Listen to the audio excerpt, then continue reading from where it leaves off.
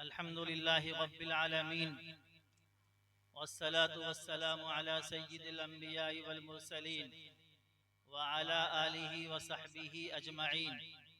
अम्मा बाद, अऊज़ु बिल्लाहि मिनश शैतानिर रजीम। लौ अन्ना कुरआनन सुज्जिगत बिहिल जिबाल औ कुत्तिअत बिहिल अर्ज़ औ कुल्लिमा बिहिल मौता बल लिल्लाहिल अम्रु जमीआ। वक़ाल नबी सल्लल्लाहु अलैहि वसल्लम मन क़रअल क़ुरआन व अमिल बिही व माता अला त्ताअ बअसहुल्लाहु यौमल क़ियामा मअस सफ़क़ति वल अहकाम औ कमा क़ाल अलैहि सलातु वस्सलाम। बुजुर्गान मिल्लत, अजीज़ान गिरामी, स्टेज पर रौनक अफरोज हजरात उलमाए इज़ाम,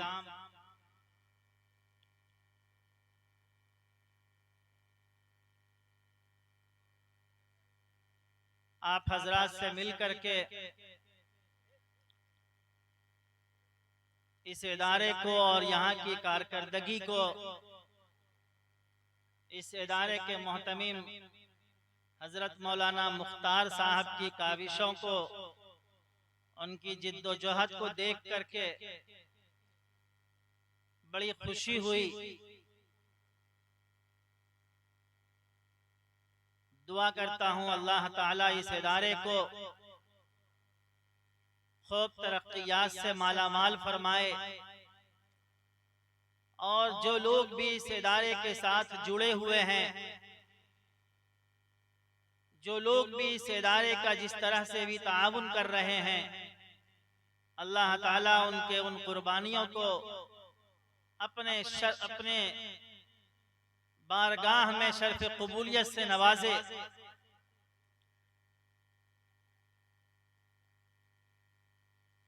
आज का ये प्रोग्राम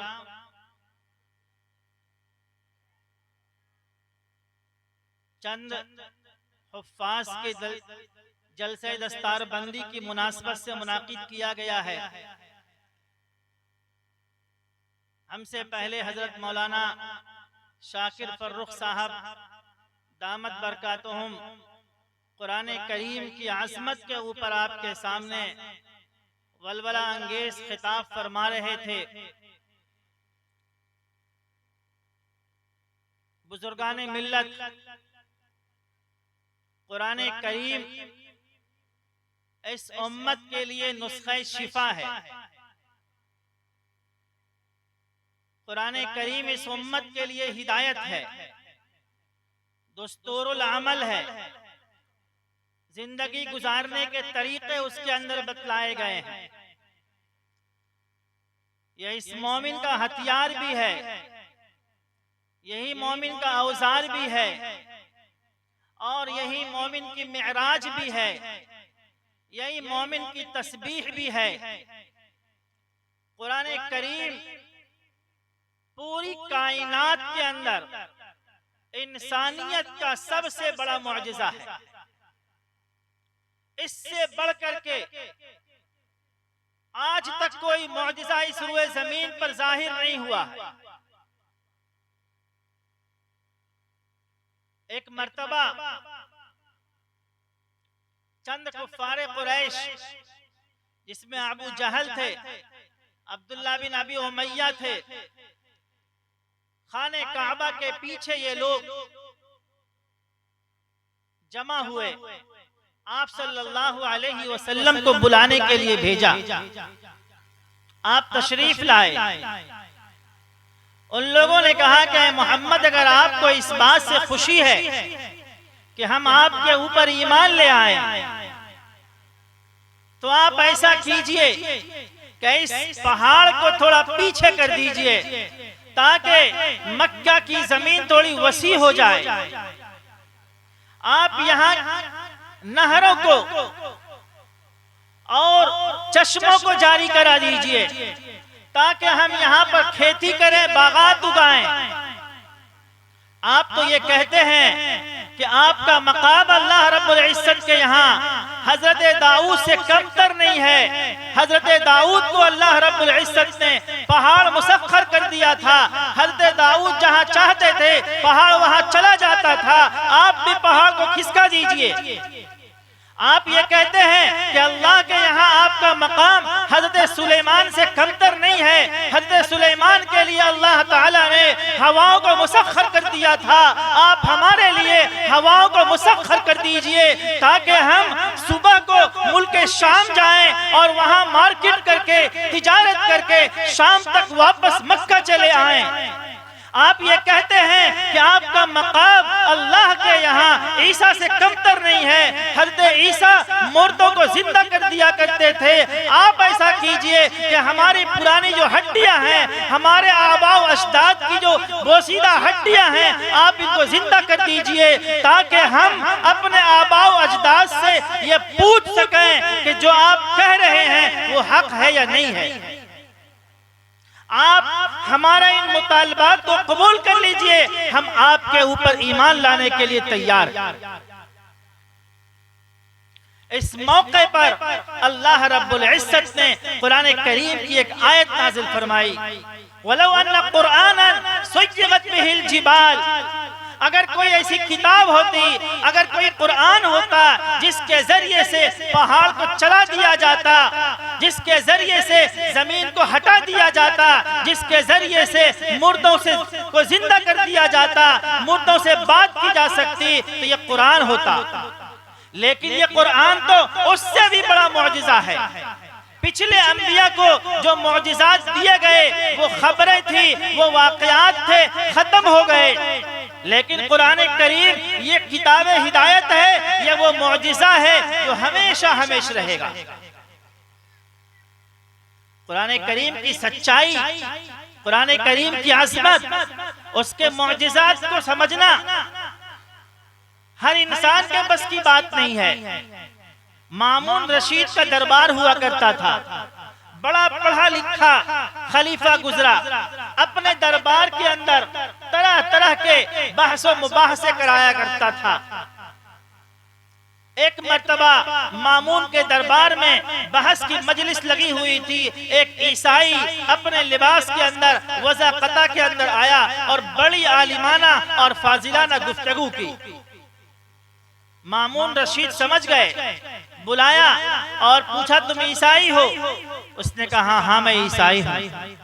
मामून रशीद ने कहा कि अगर तुम ईमान ले आओ, इस्लाम कबूल कर लो, तो मैं तुम्हें बेशुमार इनामात से नवाजूंगा। वो शख्स कहा कि नहीं, मैं अपने बाप दादा के दीन को नहीं छोड़ सकता। 1 साल के बाद फिर वही मजलिस लगी,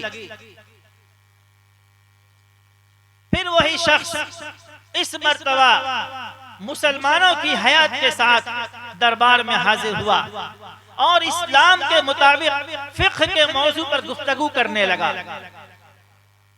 हुलिया बदला हुआ, चेहरा बदला हुआ, वज़ाक़ता बदली हुई। मामून ने पहचान लिया। मामून ने कहा तुम तो वही शख्स हो जो पिछले साल आए थे, तुम तो ईसाई थे, फिर मुसलमान कैसे हो गए? उस वक्त तुमने इस्लाम कबूल करने से इनकार कर दिया था। उसने कहा कि यहाँ से जाने के बाद मैंने ये जानने की कोशिश की कि सबसे सच्चा मजहब कौन सा है, सबसे बरहक मजहब कौन सा है। चुनांचे मैं बहुत अच्छा खुशनवेश हूँ, बेहतरीन कातिब हूँ, मैं अच्छी तहरीर से लिखता हूँ। मैंने तौरात के 3 नुस्खे बनाए खूबसूरत, और मैं कलीसा के दरवाजे पर लेकर के गया। ईसाइयों ने उन किताबों को खुशी खुशी कबूल कर लिया। मैंने इंजील के 3 नुस्खे बनाए, उसको लेकर के गया। उनके मानने वालों ने उन किताबों को खुशी खुशी कबूल कर लिया। हालांकि हमने उन किताबों में अपनी तरफ से तब्दीली की थी, लेकिन किसी ने उस तब्दीली पर ध्यान नहीं दिया। हमने कुरान के 3 नुस्खे बनाए और जगह जगह हमने कुरान के अंदर तब्दीली कर दी। कुरान को लेकर के मैं मुसलमानों की मस्जिद में गया, कोई उस कुरान को खरीदने के लिए तैयार नहीं था। उन तब्दीली को देख करके, उन गलतियों को देख करके कोई कुरान को खरीदने के लिए तैयार नहीं हुआ। मैं समझ गया कि कुरान बरहक किताब है, इसके मानने वाले किसी तब्दीली के लिए तैयार नहीं हैं, इसके मानने वाले एक हर्फ को बदलने के लिए तैयार नहीं हैं। मेरे बुजुर्गों, कुरान करीम का ये एजाज है, दुनिया के अंदर ऐसी कोई किताब नहीं होगी जिसके पढ़ने वाले इतनी बड़ी तादाद में होंगे, जिसके याद करने वाले इतनी बड़ी तादाद में होंगे, जिसको हिफ्ज करने वाले इतनी बड़ी तादाद में होंगे, जिसको मानने वाले इतनी बड़ी तादाद में होंगे। कुरान करीम को हिफ्ज करने के अजीब व गरीब वाक़यात किताबों के अंदर लिखे हुए हैं, हैरत अंगेज वाक़यात लिखे हुए हैं। दुनिया के अंदर कोई ऐसी किताब नहीं होगी जिसके याद करने वाले इस तरीके के हों। इमाम मोहम्मद रहमतुल्लाह अलैह के बारे में आता है, इमाम अबू हनीफा रहमतुल्लाह अलैह के दरबार में आए, उनकी दरसगाह में पढ़ने के लिए आए। इमाम साहब रहमतुल्लाह अलैह ने तरगीब दी कुरान करीम को हिफ्ज करने की। इमाम मोहम्मद रहमतुल्लाह अलैह एक हफ्ते के लिए गायब हो गए। एक हफ्ते के बाद आए, इमाम साहब रहमतुल्लाह अलैह ने पूछा कहाँ गए थे, एक हफ्ते से गायब थे। कहा हजरत आपने कुरान याद करने के लिए कहा था, मैं कुरान याद करने के लिए चला गया और एक हफ्ते के अंदर मैं पूरा कुरान याद करके आ गया। एक हफ्ते के अंदर पूरा कुरान मैंने याद कर लिया। हाशिम कल्बी का उससे भी अजीब व गरीब वाकया है। वो कहते हैं मैंने ऐसा याद किया कि शायद किसी ने ऐसा याद किया होगा। मुझे एक शख्स ने गैरत दिलाई कुरान के याद करने पर, मैंने अपने आप को एक कमरे में बंद कर लिया और ये तय कर लिया कि जब तक मैं कुरान को मुकम्मल याद नहीं कर लूंगा इस कमरे से मैं बाहर नहीं आऊंगा। 3 दिन के अंदर हमने पूरा कुरान याद कर लिया। हुज्जतुल इस्लाम हजरत मौलाना कासिम नानोतवी रहमतुल्लाह अलैह का वाकया बड़ा मशहूर है, आप हजरत ने सुना होगा कि हजरत हज के सफर पे जा रहे थे, पूरा काफिला साथ में था।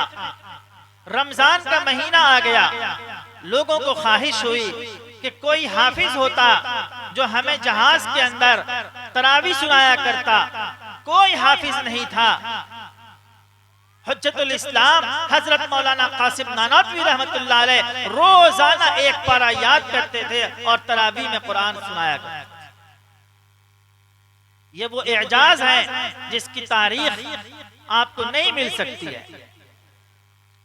मेरे भाइयों और दोस्तों, कुरान करीम ये वो मुकद्दस किताब है जिसका देखना भी सवाब है, जिसका पढ़ना भी सवाब है, जिसका सुनना भी सवाब है, जिसका याद करना भी सवाब है। हुजूर पाक सल्लल्लाहु अलैहि वसल्लम ने फरमाया कि जो शख्स कुरान को पढ़ता है, कुरान पर अमल करता है, ताअत की जिंदगी गुजारता है, कल क़यामत के दिन अल्लाह ताला उसको हज़रात अंबिया के साथ और फरिश्तों के साथ उठाएंगे। एक हदीस के अंदर आप सल्लल्लाहु अलैहि वसल्लम ने फरमाया कि जो शख्स कुरान का एक हर्फ पढ़ता है उसको 10 नेकियां मिलती है। और आप सल्लल्लाहु अलैहि वसल्लम ने फरमाया ला अक़ूलु लकुम अलिफ लाम मीम हर्फुन बल अलिफुन हर्फुन व लामुन हर्फुन व मीमुन हर्फुन। एक हर्फ के ऊपर 10 नेकियां मिलती हैं। और मैं ये नहीं कहता हूँ कि अलिफ लाम मीम एक हर्फ है, बल्कि अलिफ एक हर्फ है, लाम एक हर्फ है और मीम एक हर्फ है। अलिफ लाम मीम पढ़ने पर 30 नेकियां मिलती हैं और हर नेकी को 10 से मल्टीप्लाई किया जाएगा। इस तरह से कुल 300 नेकियां अलिफ लाम मीम पढ़ने पर मिलती है। सिर्फ अलिफ लाम मीम पढ़ने पर 300 नेकियां मिलती हैं। मेरे भाइयों और दोस्तों, आज जो हालात हमारे सामने हैं, मुल्क जिस रुख पर जा रहा है, ये सब आप लोगों से मख्फी नहीं है। लेकिन एक बात मैं आपसे कहूंगा कि हालात चाहे जिस तरह के भी हो जाएं, हमें मायूस होने की जरूरत नहीं है। हालात आज अगर बिगड़े हैं तो इससे बुरे हालात माजी के अंदर भी आए हैं। हालात आज अगर खराब हुए हैं तो इससे भी ज्यादा हालात माजी में खराब हुए हैं। जरूरत इस बात की है कि हम अपने आप को सच्चा और पक्का मुसलमान बनाएं, अपनी जिंदगी को कुरान के ऊपर लाएं। आज पूरी दुनिया इस बात की कोशिश में है कि हमारा रिश्ता कुरान से काट दिया जाए, हमारा रिश्ता मोहम्मद अरबी से काट दिया जाए, हमारा रिश्ता ईमान से काट दिया जाए, हमारा रिश्ता इस्लाम से काट दिया जाए, हमारा रिश्ता जो मदीना जा रहा है, मक्के से जो रिश्ता हमारा जुड़ा हुआ है, उस रिश्ते को काट दिया जाए। पूरी दुनिया में जो कोशिश हो रही है वो इसी बात की कोशिश हो रही है। आज स्कूलों के अंदर जो निसाब बनाया जा रहा है, जो तब्दीलियां की जा रही हैं, वो इसी बात के लिए तब्दीली की जा रही है कि हमारे बच्चे गीता पढ़ने लग जाएं, हमारे बच्चों को रामायण के उस्लूब याद हो जाएं। और याद रखिए, अगर आपने अपने आप को कुरान को पढ़ने के लिए तैयार नहीं किया, कुरान को समझने के लिए तैयार नहीं किया, कुरान पर अमल करने के लिए अपने आप को तैयार नहीं किया, तो इस बात को याद रखिए, आपकी आने वाली नस्लें उनको गीता के श्लोक याद होंगे, उनको रामायण की कहानियां याद होंगी, लेकिन उनको कुरान याद नहीं होगा। आज इस बात की पूरी मुनस्सब प्लानिंग की जा रही है, निसाबों को तब्दील कर दिया गया है। मेरे भाइयों और दोस्तों, आज इस बात की सबसे ज्यादा जरूरत है कि हम अपने बच्चों को ईमान बतलाएं, हम अपने बच्चों को ईमान समझाएं। आज हमने इस बात की जरूरत नहीं समझी है कि हमें ईमान को पढ़ने की जरूरत है, हमें ईमान को सीखने की जरूरत है, अपने बच्चों को ईमान सिखाने की जरूरत है। हज़रत याकूब अलैहिस्सलाम का जब उनकी वफात का वक्त करीब आया, कुरान करीम में अल्लाह रब्बुल इज्जत ने उस वाक़े को नकल किया है कि याकूब अलैहिस्सलाम ने अपने लड़कों से अपनी मौत के वक्त, नबी हैं, उनकी नबूवत वाली परवरिश अपने बच्चों की है, उनके बच्चों के अंदर, उनके खानदानों के अंदर नबूवत जारी हुई है।